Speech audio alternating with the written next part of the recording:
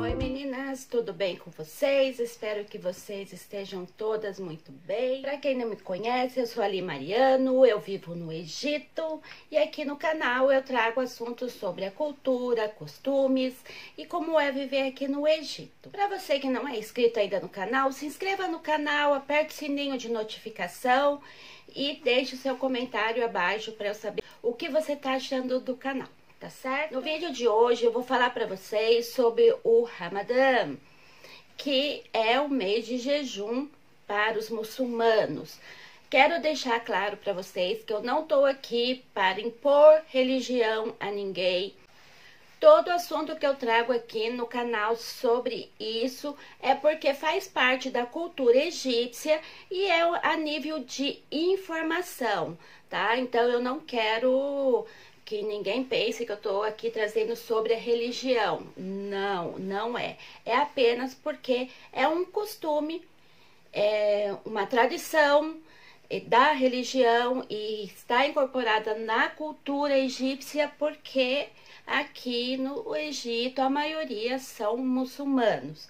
Então eu vou trazer para vocês mais ou menos o contexto do o que é o Ramadã para a cultura egípcia e não só a egípcia também, mas toda pessoa que é muçulmana. Como eu já falei para vocês no vídeo anterior, que eu falei sobre o calendário islâmico, o Ramadã é um mês do ano islâmico, do calendário islâmico, que hoje nós estamos em 1442. Então, Ramadã é um mês, tá? E neste mês é que é feito o jejum. Vai de 29 ou 30 dias, dependendo da fase da lua, que eu já expliquei no vídeo anterior. Quem não assistiu, assiste lá que vai entender direitinho. Esse período é muito importante para os muçulmanos, porque foi um mês que começou a revelação do Alcorão ao profeta. Então, eles comemoram esse mês com muita alegria, né? Não é um pesar como todo mundo acha, nossa, vai ficar mais de 12 horas, 13, 14, 15, às vezes até 16 horas sem comer, que é um pesar. Não, é sacrifício sim, mas eles fazem com alegria, porque é deles e eles acham isso muito importante. O Alcorão foi revelado ao profeta na caverna de Hirá, em Meca, tá? Nesse mês de Ramadã. E é por isso que eles celebram esse mês com jejum. Durante 30 dias, né, ou 29 dias, dependendo da fase da lua, a gente tem que fazer o jejum do nascer do sol até o pôr do sol.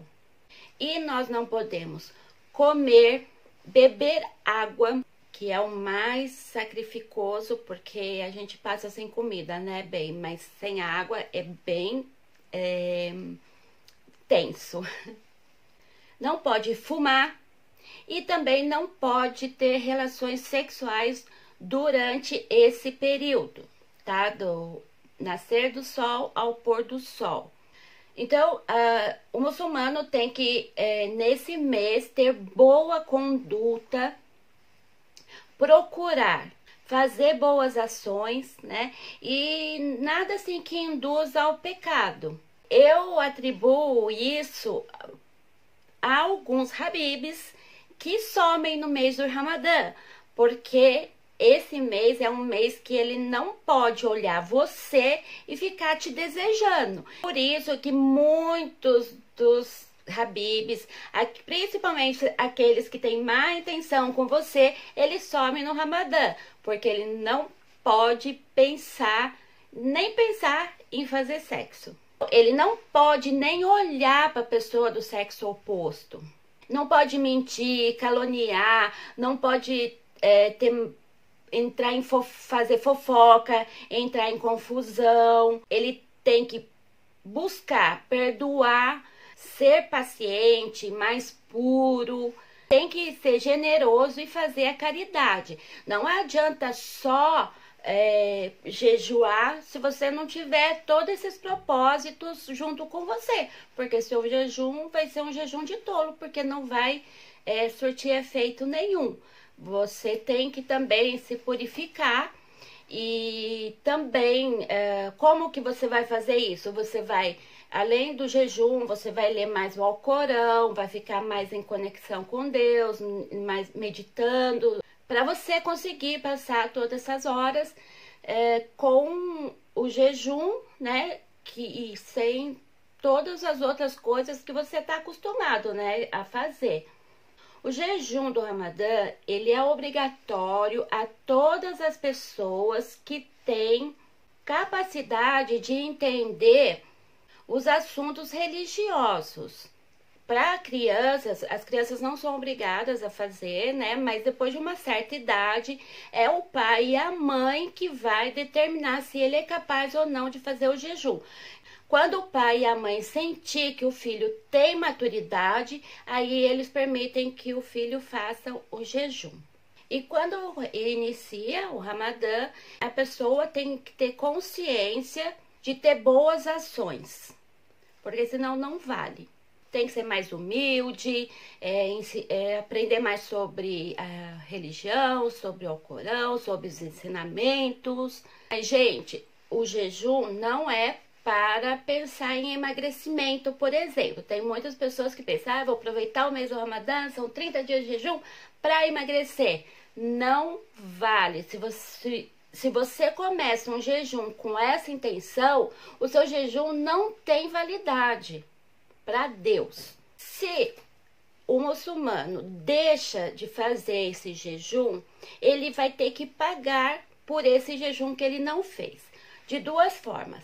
Ou ele alimenta 60 pessoas necessitadas, ou então ele jejua por 60 dias.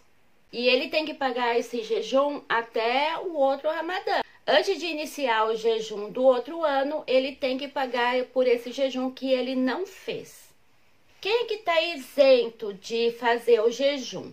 As mulheres grávidas, as mulheres que estão amamentando, pessoas doentes e pessoas idosas.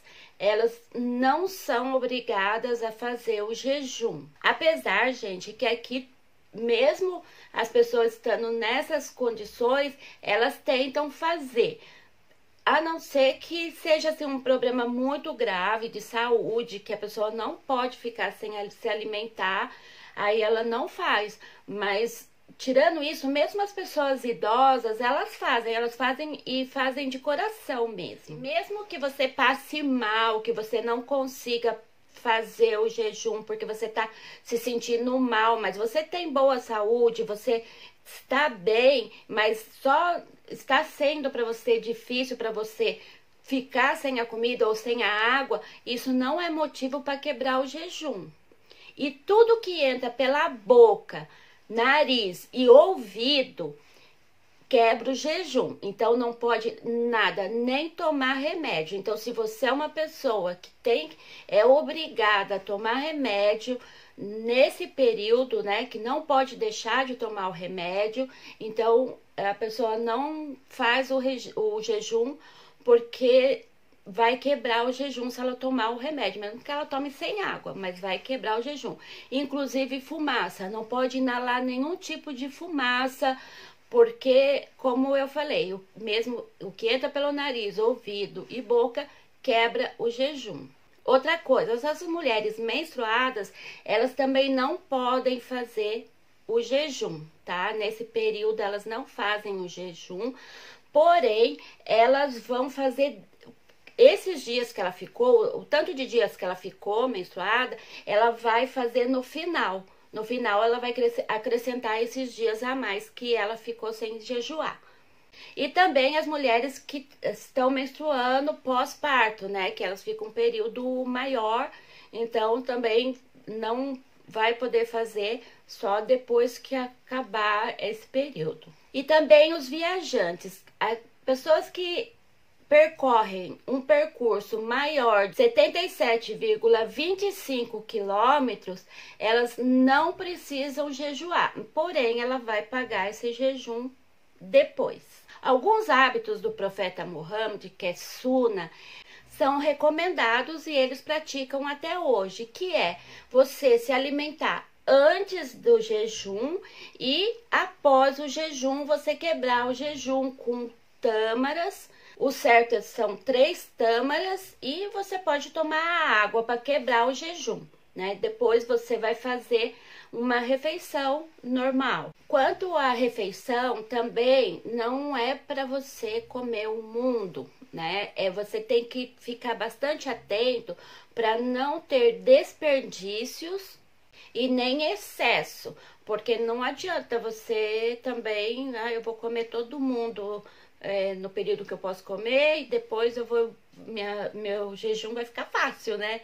Porque o jejum é um sacrifício. Existem algumas práticas que é feito nesse mês de Ramadã. Uma delas é a leitura do Alcorão, a oração de Tarawih, que é uma oração após a última oração do dia. Se faz as 5 orações normalmente, e aí tem mais uma oração que tem a quantidade de zakat, tudo direitinho para se fazer. Não vou entrar em detalhe aqui para vocês, porque eu acho que só quem é muçulmano mesmo que precisa se interessar por isso e ver direitinho como é que faz, porque acho que não interessa para quem não segue a religião. Talvez não seja tão interessante saber sobre essa questão das orações, da quantidade de zakat, etc e tal. Existe a noite do decreto, que é mais ou menos 10 dias antes do final do jejum. Esse é o período que acredita-se que começou a revelação do Alcorão. E por isso existe uma intensificação nas súplicas. Se dedicam a fazer mais orações e súplicas nesse período. É dito que durante a noite do decreto, as suas súplicas e a sua devoção é recompensada como se você tivesse feito durante 1000 meses do tempo normal. É também necessário você dar o zakat, que é o quê? Seria a doação de uma porcentagem da sua renda, né, para uma pessoa pobre. Nesse caso, tem toda uma matemática aí, é todo feito um cálculo com a quantidade de pessoas da casa, não é assim como o que você quer dar, tem a quantia certinha que você dá, conforme você ganha a sua renda e conforme as pessoas da sua casa, e aí é feito um cálculo para que você possa dar essa doação, né, essa oferta para alguém que necessite, que esteja necessitado de fato. Depois do Ramadã, tem a festa do Eid. Eid é o Fitr, que é a festa de comemoração do final do Ramadã, e aí se comemora com festa, com muita comida, se reúne a família, os amigos, é feita assim uma celebração, né, uma festividade para celebrar o mês que passou do jejum. E aí é feriado, eles ficam 3, 4 dias festejando o final do Ramadã, né, fazendo festa, assim, se reencontrando com os amigos, com a família, indo para casa das famílias, e é assim. Bom, gente, é isso. Eu trouxe para vocês sobre esse assunto, porque é para vocês saberem como que é o mês aqui do Ramadã. Vocês tenham em mente que não é um sacrifício. É um sacrifício, sim, mas eu digo assim que é feito com alegria, sabe?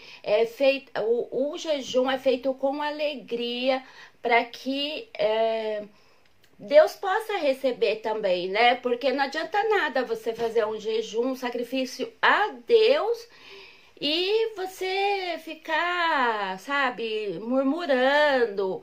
Ah, não aguento ficar sem comer, não aguento ficar sem água, porque Deus não vai receber o seu jejum. O jejum não é só na religião islâmica, o jejum tem em todas as religiões, né? E então isso já prova que é muito, muito importante. E esse mês todo é um mês assim para você se conectar mais a Deus, né? Para que você possa fortalecer sua fé e estudar mais sobre a religião e também ficar mais tranquilo e ficar em paz com as pessoas e com a sua vida e consigo mesmo. Muito obrigada por assistir o vídeo até aqui. Espero que vocês tenham gostado. Se vocês tiverem alguma dúvida, me deixa no comentário que eu trago para vocês, tá certo? Boa semana para vocês. Beijo no coração de vocês. Até o próximo vídeo.